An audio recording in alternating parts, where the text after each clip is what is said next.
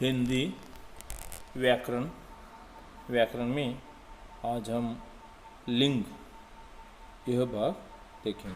अब देखिए यहाँ लिंग में क्या दिया है, अविभाग और बहुविभाग के वाक्य दिए हैं, इसे पढ़ना है। अविभाग के कौन से वाक्य हैं?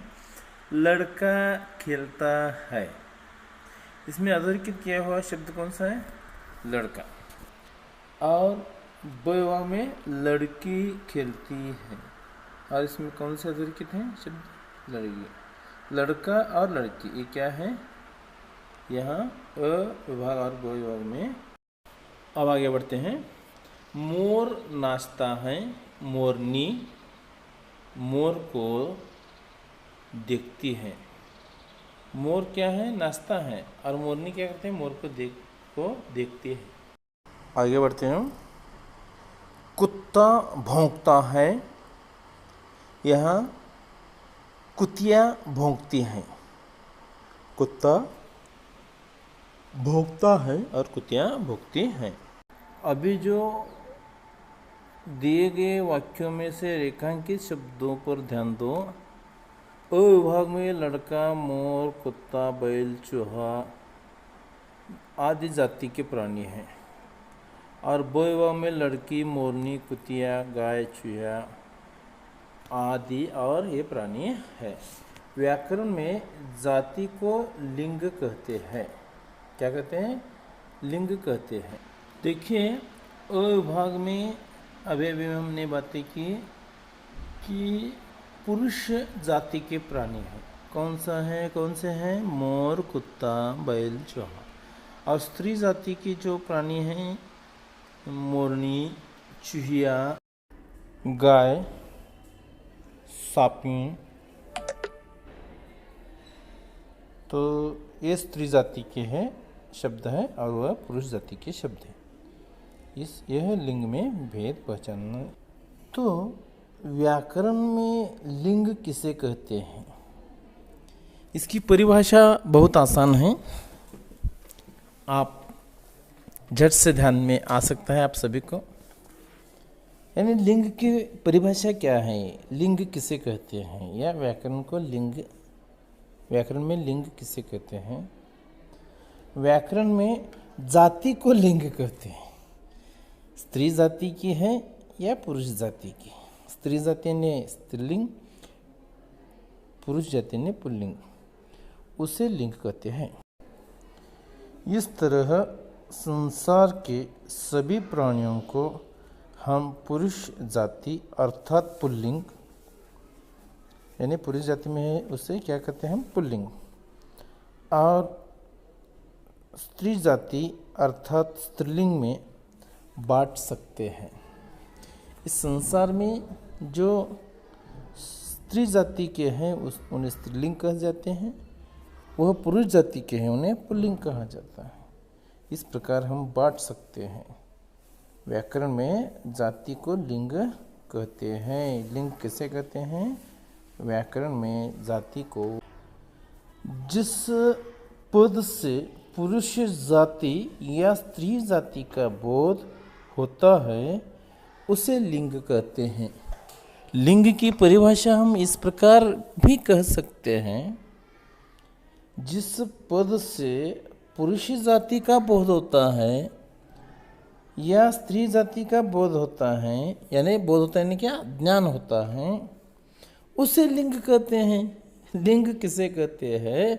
यह आसान परिभाषा आप ध्यान में रख सकते हैं। फिर एक बार मैं दोहराता हूँ। जिस पद से पुरुष जाति या स्त्री जाति का बोध होता है उसे लिंग कहते हैं। बस। अब देखिए हिंदी में लिंग दो है। लिंग के प्रकार कितने हैं? दो है। हिंदी में लिंग दो हैं, एक पुल्लिंग और दूसरा है स्त्रीलिंग। हर एक की परिभाषा हम लेंगे। पहला जो परिभाषा है पुल्लिंग की, उसके बारे में हम जानकारी लेंगे। जिस पद से पुरुष जाति का बोध होता है उसे पुल्लिंग कहते हैं। जैसे लड़का, मोर, कुत्ता, बैल आदि। ये क्या है?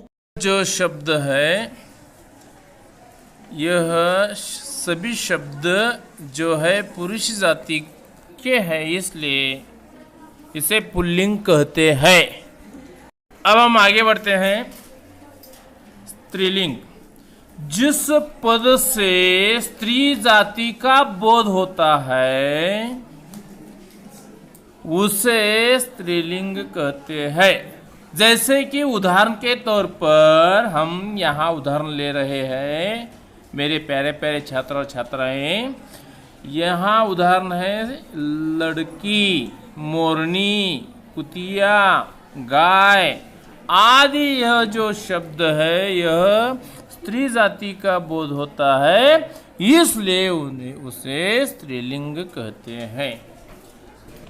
निर्जीव वस्तुओं को भी उनके आकार, वजन और गुण के अनुसार पुल्लिंग और स्त्रीलिंग में बांटा गया है। जैसे कि उदाहरण के तौर पर मैं यहाँ उदाहरण दे रहा हूँ। पुल्लिंग जो शब्द है वे निर्जीव है, मगर है वह आकाश, गांव, घड़ा, पत्थर, पहाड़, फूल, बादल, मकान, मैदान, रास्ता, शहर, सागर आदि शब्द पुल्लिंग है। और स्त्रीलिंग के जो शब्द है वह है कलम, कली, गाड़ी, घड़ी, झील, डाली, दीवार, धरती, नदी, पहाड़ी और मटकी, सड़क, सभी जो है यह स्त्रीलिंग शब्द है। ये ध्यान में रखिए। तो हम अब आगे बढ़ते हैं। पुल्लिंग शब्दों को स्त्रीलिंग में बदलने के कुछ नियम है। पुल्लिंग शब्द है उसे स्त्रीलिंग बदलना है तो कुछ नियम है। पहला नियम है नंबर 1, अकारांत पुल्लिंग शब्द को आकारांत में बदल दिया जाता है। यानी अकारांत शब्द है उसे हम आकारांत में बदल सकते हैं। जैसे कि उदाहरण के तौर पर मैं यहाँ प्यारे प्यारे छात्र और छात्राएं उदाहरण दे रहा हूँ। जैसे कि बाल, बाला, शिष्य, शिष्या। यानी ये जो शिष्य है ये अकारांत है और आकारांत में बदलना है वह शिष्या। नंबर 2, अकारांत पुल्लिंग शब्द में ई का प्रत्यय जोड़ दिया जाता है। जैसे कि उदाहरण तौर पर बालक, बालिका, शिक्षक, शिक्षिका। तो इस प्रकार अकारांत पुल्लिंग शब्द में ई का प्रत्यय जोड़ दिया जाता है। ये भी आप यह जो पुल्लिंग शब्द को स्त्रीलिंग में बदलने के लिए ये भी नियम है। अब तीसरा नियम यह है, कुछ अकारांत पुल्लिंग शब्दों के अंत में आनी प्रत्यय लगाया जाता है। आनी, जेठ, जेठानी, सेठ, सेठानी, नौकर, नौकरानी। चौथा नियम यह है, कुछ पशु पक्षियों के अकारांत पुल्लिंग नामों के अंत में नी प्रत्यय जोड़ दिया जाता है। शेर, शेरनी, मोर, मोरनी। अब पांचवा नियम हम देखेंगे, आगे बढ़ेंगे। व्यवसाय सूचक पुल्लिंग शब्दों के अंत में इन प्रत्यय लगाया जाता है। इसके उदाहरण तौर पर जैसे कि हम कुम्हार, कुम्हारिन, माली, मालिन, नाई, नाइन। इस प्रकार व्यवसाय सूचक पुल्लिंग शब्दों को भी हम क्या कर सकते हैं, प्रत्यय लगाकर लिंग बदल सकते हैं। अब छठा नियम यह है, प्रायः सम्मान सूचक पुल्लिंग शब्दों के अंत में आइन प्रत्यय लगाया जाता है। जैसे कि ठाकुर, ठकुराइन, पंडित, पंडिताइन, चौधरी, चौधराइन, बाबू, बबुआइन। सातवां नियम यह है, कुछ पुल्लिंग शब्दों के स्त्रीलिंग अनियमित रूप से बनते हैं। जैसे कि कुछ पुल्लिंग शब्दों के स्त्रीलिंग अनियमित रूप से बनते हैं। उदाहरण के तौर पर जैसे कि माता पिता, बैल, गाय, आदमी, औरत।